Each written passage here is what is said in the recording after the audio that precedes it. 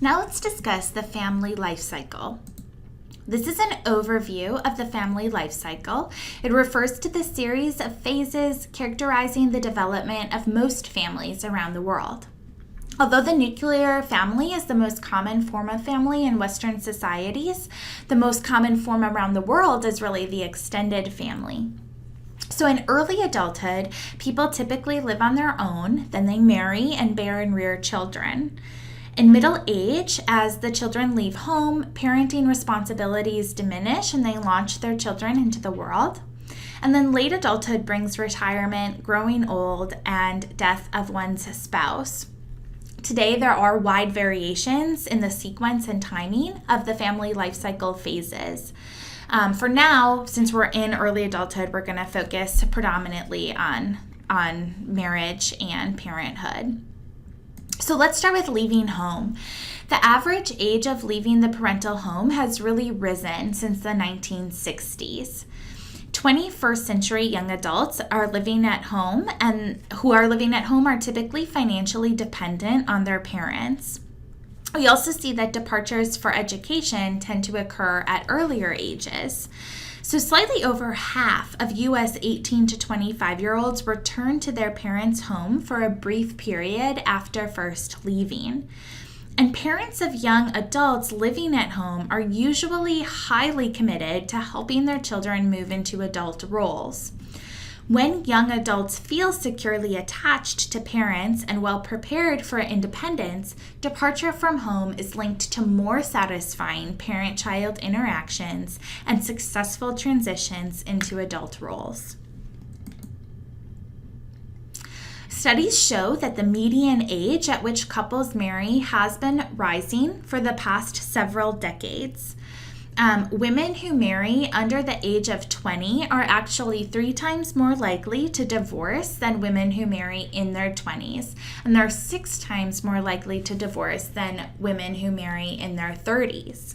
So this leads us to this question of what is a successful marriage and what predicts it?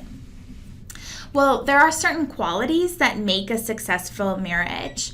The findings of some researchers suggest that the key predictors to a successful marriage are a respect for emotion, similar attitudes towards marriage, ability to express love, ability to regard the views and likings of your spouse, the ability to ignore weaknesses of your spouse, temperament, values, tastes, interests.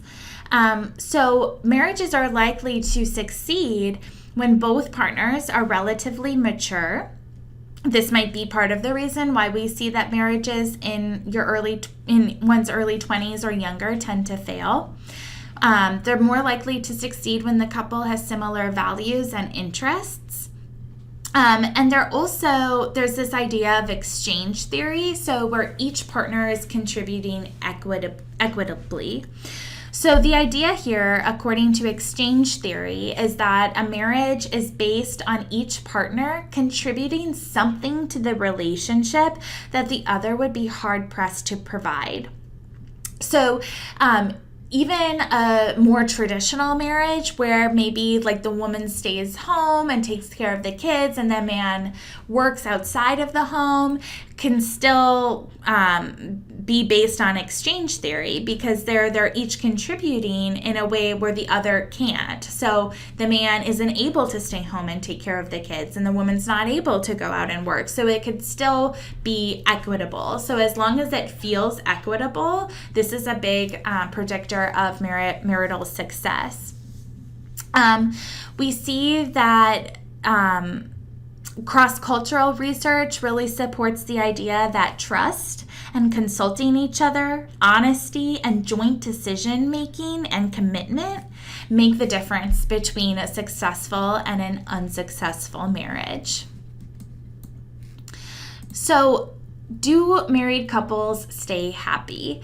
Well, Carney and Bradbury proposed a vulnerability stress adaptation model of marriage, which sees marital quality as a dynamic process resulting from the couple's ability to handle stressful events in the context of their particular vulnerabilities and resources.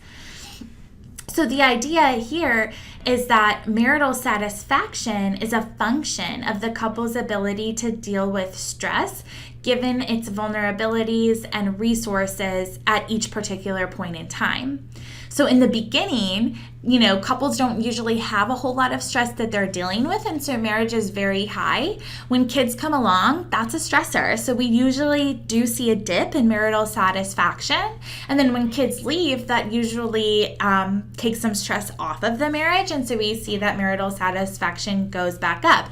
So this is the reason why we see marital and cohabital satisfaction as highest in the beginning, falling until children begin to leave home, and then rising again in later life. So when dependence is more equal, marriages tend to stay strong and close. So to keep a marriage happy, couples must be flexible, adaptable, and communicate well with each other. It's important to make time for your relationship, express your love to your spouse, be there in times of need, communicate constructively and positively, be interested in your spouse, confide in them, and forgive minor offenses and try to understand the major ones.